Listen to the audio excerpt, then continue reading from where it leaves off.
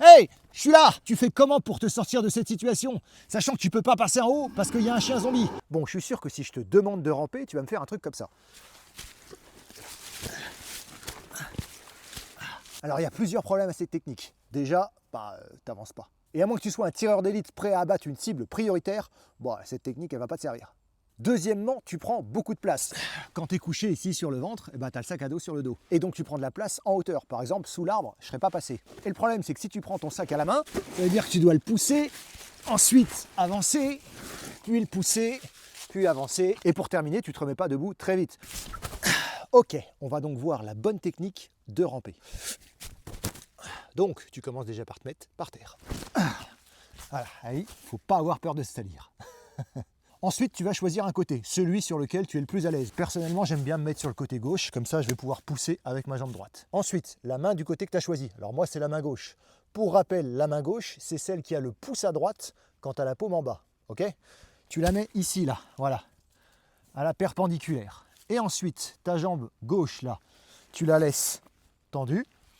Ta jambe droite, tu viens crocheter comme ça, prêt à appuyer sur le sol. Ok? Et ta main droite, elle va te servir aussi à pousser.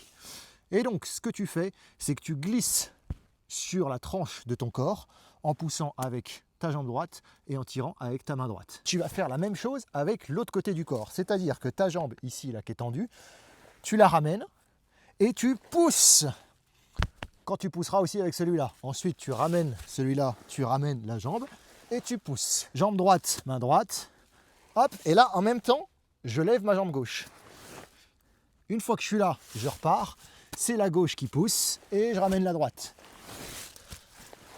La main droite ici, elle va chercher loin. Et on ramène. Et pendant qu'on ramène, on lève la jambe gauche. Et on pousse. Et on alterne les jambes. Et on voit que c'est beaucoup plus rapide que le rampé traditionnel. Voilà, ce qui veut dire que quand tu es là, bon, tu as ta main ici sur le sol pour t'aider. Tu as l'autre qui tient le sac. Ma jambe gauche, elle est tendue. Et là, ma jambe droite, c'est elle qui va pousser. Et bien sûr, comme toutes les techniques, si tu veux maîtriser le rampé, tu vas devoir le bosser. Donc, habille-toi en conséquence et surtout, fais gaffe aux chiens zombies. Allez, saute! Oui, c'est bien. C'est tout pour moi. Allez, ciao.